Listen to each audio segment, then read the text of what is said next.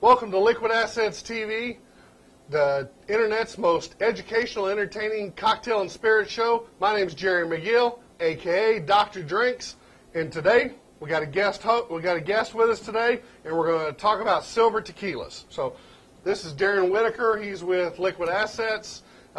He also is, I think he's the sales manager. Rumor has it. Rumor has it. So, you would know. Yeah. So anyway, we're going to talk a little bit about silver tequilas. We're going to taste some here. We're doing a little bit of a blind tasting so we can test them impartially. And so we got 5 of them here, and we're going to try them and see how they come out. And we're going to tell you which one we think's better and what's overrated and what's not. So anyway, let's do this, Derron. What you want to do? Let's do this. If we drink all 5 of these, we're going to get hammered. Yeah, I had a big breakfast. Yeah, we don't want to do that. So drink a little bit of it, spit it in the tin, and we'll do that, and then we'll go through and we'll get opinions on all of them. Let's go for it. And just FYI, they're not in the order here, so just... Standard. Wouldn't be any good if we did. And then we'll discuss each one. So let's give it a sniff. That got an oaky smell to it.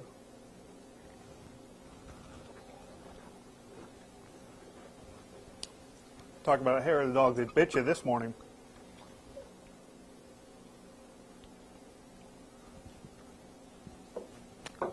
Well, that's the front of the tongue. It's a, to me, it's got a very oaky flavor. Yeah, it's got a lot of wood and a lot of smoke. Yeah, yeah. So it's, so that probably wouldn't be the best one for a margarita or something. But if you were drinking it over ice, it'd probably be pretty good. Yeah. Yeah, that's what I was going to say. I actually like, as you know, I tend to drink what we refer to the industry as brown liquors, whiskey, bourbon. That's actually got a nice smoky flavor reminiscent of a good bourbon or a really good oak cask aged whiskey. Yeah. I like that. I like the first sip in whiskey, or first sip in tequila, excuse me. Okay, let's go to number 2. Number 2.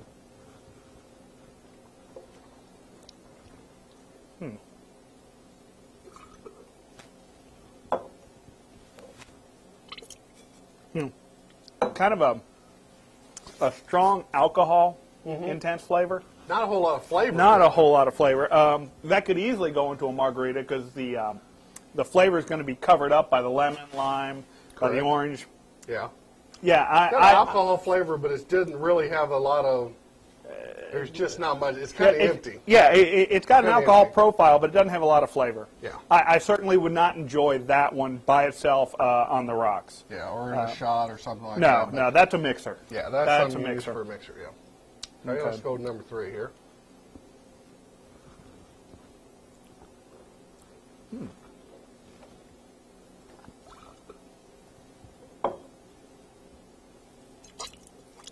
Now, that one's kind of in between. Yeah, that's what I was going to say. It's not as harsh on the alcohol flavor, but it's definitely not a standalone. It's not woody or oaky. It's got... And it fades real quick on the back of the tongue. It's strong. All have been strong on the front of the tongue. Number 1 has carried itself all the way back on my palate. 2 came out strong on the front, faded on the back. 3 is kind of in between. I'm getting a little on the back flavor. I'm not getting a lot of aftertaste. I'm not getting a lot of aftertaste. So again, more of a mixer, I think, than straight up. Yeah. But as a mixer, it's certainly going to blend in more, and you're going to have less alcohol flavor, which to me always makes it more dangerous in a margarita when you can't taste the alcohol at all. So what you're saying is and I'm guessing I'm saying the same thing, is number 2 is between number 1 and number 3, and it'd be all right poured over ice or something like that, but not as good as number 1, but yet it would still have flavor to make a good margarita too. Well, no, I'm saying that about number 3 actually. Yeah, oh, that's what I'm saying. I'm sorry, number 3. Yeah, number 3 is in between. In between. Number 2 really didn't have any flavor. So I could actually do something with number 3, not as a margarita, but just a splash of lime juice. Maybe even just a couple lime wedges squeezed in could make it a little more palatable. Not bad, not bad. But, okay, let's go on to number 4. Go to number 4. Is your tongue getting numb?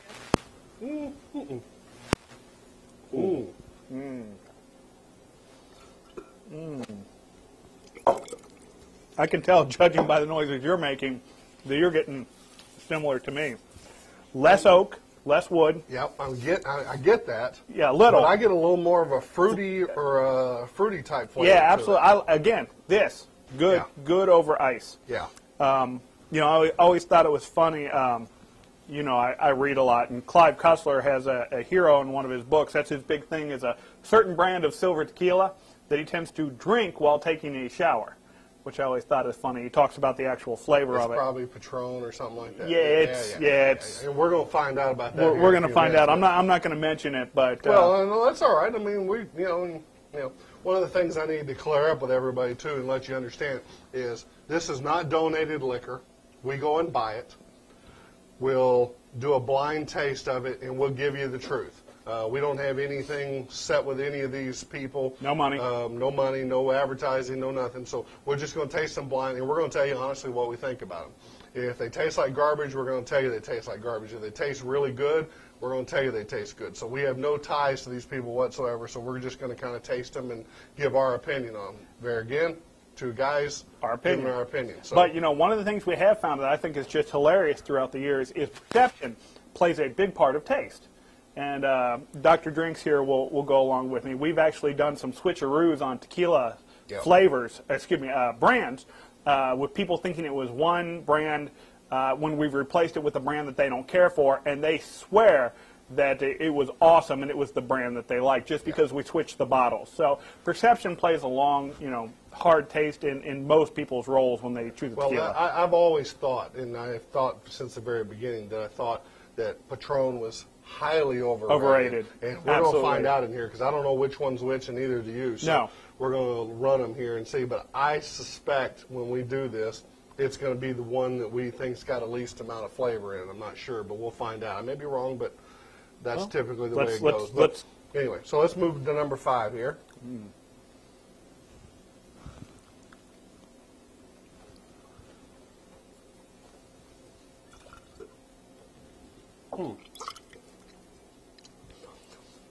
It's got a flavor, and to be honest with you, I'm hesitant to tell you what it is because I can't identify it. It's smooth. I'll give it smooth. Mm-hmm. It's got some smoothness to it, and it's got a flavor profile that is somewhat less than oaky, but more than pure alcohol. A little peppery. Yeah. And that's maybe that would be the best way to phrase it. Yeah. Again, I don't know that I would drink this on ice. I would probably drink this on ice with a little garnish. Again, it would go well with a margarita, because it's even though it's a different flavor profile and not a lot of flavor, it would easily be covered once again by our lemon, lime, you know, orange, whatever we're going to do for our margarita. Okay. So, what do you think? All right. Well, let's go over each one of them. Let's go over each one of them. I agree with you. I got a nice peppery flavor. I actually like that. I mean, number 5, I like that one. I thought it was fine. It had a good flavor to it. It's kind of middle of the road. It wasn't that It wasn't that real oaky, woody, burny flavor that we had in one. I think it was number 1. Number 1, yeah. Number 1 was. Well, number 5, yeah, I agree with you. I mean, it's tolerable. One thing else I got, it's thin. Maybe that's a little way to describe it too, because the flavor did fade quite a bit. But if we're going to order, you want to put these in our order of liking? Yeah, let's do one thing here. Oops, hold on a second. Let me get these because I remember how I did these. You wouldn't think I'd remember after having almost 5 shots of tequila, but and actually that's kind of how my breakdown would go. Liked number 2 right in there. Well, in 3. Okay. Well, let's do it this way first. Let's do it this way. Let's do it if we're going to just drink it over ice, maybe with a little lime or something. That's what I did. Okay, that's the way you did. That's how I would do it. Okay, that's the way you did. And then the last 2 here being more of a mixer profile. Okay. Light mixer here again. A little bit of lime juice, maybe just a spritz or something like that. Okay. These 2 definitely more into the margarita profile. Where really? I'd like, that's. See, that's what I thought, because I thought number 2 just had really no flavor whatsoever. Yeah, I mean, I just thought it was just alcohol, so that's why I would put it with a full-fledged margarita. And you said 4 and 5. I thought maybe 4 and 5 would be more of. It would be a good mix. It'd be good with a lime juice or something. But I thought number 2 just didn't have any true flavor to it. Well, really. yeah, but see now, if I'm going to do this at home, at my home bar, I'm going to hit it with not only some lime. I'm going to go ahead and hit it with probably about an ounce of simple syrup. And 2 ounces, and that way I'm going to get that good alcohol kick, and I'm still going to have that flavor. But the lime is then, because I'm going to use 2 ounces of lime juice, it's going to blend with the simple syrup. Okay. And you know, my simple syrup's a little different than other people, and that's how I tend to like it. These two, just for whatever reason, it wasn't enough kick for me to be able to make it special with anything else. I'd rather just fade into the background and let me just taste a good lime-based margarita on those two. Well, that's good. One, right? We both agree that one straight-up drinking tequila. Straight up drinking tequila, number 1's the best, I thought, hands down. Number 3 and 4, you like number 3. I could possibly go that way, like that, in doing 3. Number 3 is number 2, because I was right in there. I definitely, like I said, I didn't like number 2 at all. So anyway, so let's kind of reveal. Rebecca's got an envelope there. Rebecca, you see it there behind you on the chair? Yeah, here, hand it to me. The envelope, please. Isn't that how we always say it? And we'll open this envelope up and see what's what, and we'll kind of get a surprise here. Tequila number 1. If you were to win, could you tell me what your goal is to make the world a better place? Sorry, so you liked number 1. I did. Damn. So did you. Well, I think we've been proven wrong. We have been absolutely proven wrong. We've always joked that Patron is highly overrated. I am stunned. I mean, I gotta try that again. Yeah, might as well hit me up too. Yeah. Like I said, I had a big breakfast, so I could do this. Kids, do not try this at home.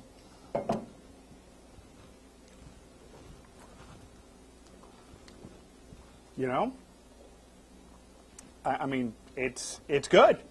It is absolutely good as its own product. It is a good standalone. So it's oaky. It is oaky. I mean, but you drink bourbon too, and I know you do. I drink scotch. That's probably my biggest weakness, but I'll be damned. But cool. So hey, prove me wrong. There it is. Well, actually, hold on. We can save face here. It's not the best to use in a large prepackaged batch of margarita because the good flavor profile will be washed away by the lemon yeah, wine. I mean, yeah. How's that? We'll save face. I mean, I would not, and we said this, I would not use that. I would drink that over ice. I would not use that in a margarita. Absolutely I not. think the oaky flavor would have something to do with it. Okay.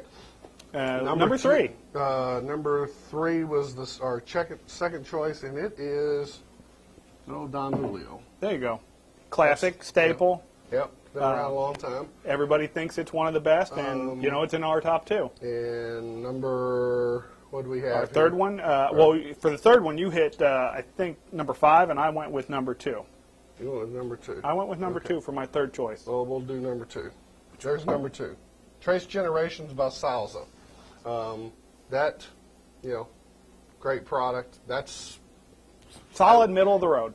I would have probably said that would have been number. I mean, if you had to ask me without tasting these, I would have probably told you that was the one I was number 1. pick. Right? Yeah, I think it's surprising because I like the Salsa Gold. Yeah, and we use my bulk margarita. I use Salsa Gold. There's one thing in here that I thought was really interesting. I just got to tell you this: the history of the Salsa family and the tequila was kind of interesting.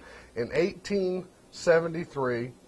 They actually produced this, spirit, and it didn't have. They weren't necessarily calling it tequila at the time. They named it tequila after the city that had been helpful in helping produce this, and so the Salsa family is really the one that actually gave this spirit its name of tequila in honor of the city. At least that's what their literature says here. That's kind of cool. And one of the lovely things about tequila, can I use the word lovely? I think I can, without giving away my man card. One of the things I really like about it is it's a lot more useful than people think it is. We think tequila, we think either generally on the rocks margarita, or frozen margarita. And a lot of people think shots too. Yeah, and a lot of people think shots. But the truth of the matter is, it's much more versatile. Oh, sure. It's much more versatile. For those of you who follow the whole margarita history, we have the Margarita Somme story. The jet-setting age of John Wayne, and she was given the challenge to use this harsh local liquor to make a good drink, and hence supposedly was born the margarita, which was then taken by the owner of the Brown Derby. Forget his name at the time, but he took the concept back to his restaurant and found a way to make it frozen. Anyway, all that being said, it's kind of pigeonholed tequila. in a lot of ways. But I think you and I will both agree that if you play with this, whether you're using juices or even herb infusions, you can do a lot of fun stuff with tequila. I mean, you're doing some things with vanilla beans. The vanilla bean infusion, right? Yeah, you're actually doing it in a simple syrup. I'm doing it in a simple syrup, but and then adding that to, adding this to it. And, well, as you know, we've played with around here is adding agave honey as a sweetener instead of sugar or simple syrup, and we've been doing a lot of that. Yeah, recently. Lime juice, agave, and then the tequila in there, and it's been pretty good. And I think go ahead. Go ahead and finish, and then we'll run down. What was the next one? I had number 5 actually. Okay, here this is number 5. This is supposed to go in my version of this. This goes straight into a batch margarita. Yeah. It's just, to me, it's not that good on its own merit. Yeah. And then obviously the Cuervo Silver came in dead last. Now, yeah. Cuervo's not going to like this when I say it. I have always said, now, I may have been wrong, on Patron, but I've always said Cuervo is overrated. Right. You know that. Well, I actually prefer one of theirs. They have, this is the reserve. They also have a La Familia Reserve Añejo. Yeah, I know you really like. Good yeah, I know really you like that. But but also in cost-wise, that is a very expensive product, correct? Oh yeah, it's close to it's in that $90 to $100 range. Yeah, okay. So you get what you pay for. Yeah. Real quick, let me tell you what these cost-wise where these are all at. So Don Julio was number 2. It's $44.65 for it.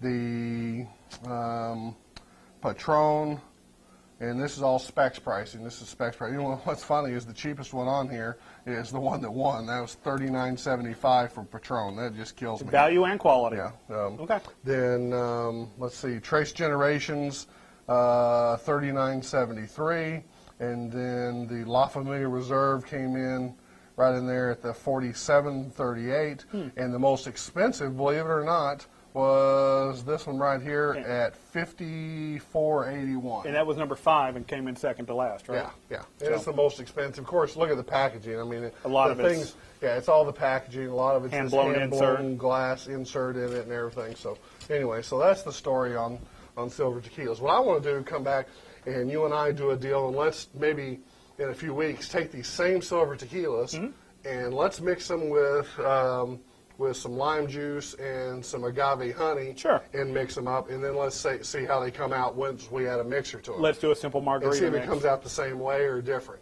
So, okay? You know, I'm always up for drinking this early. That's good. We'll do it. Thanks. Appreciate it, bud. You got it. You never know when you might see me behind the bar when you're in the neighboring water holes. So keep your eyes open for me because you never know when you're going to see me. Thanks, everybody. Cheers, Derron. Hey, wait, you took mine. That's the one I wanted. Oh. Never mind. I got the bottle. I'm good.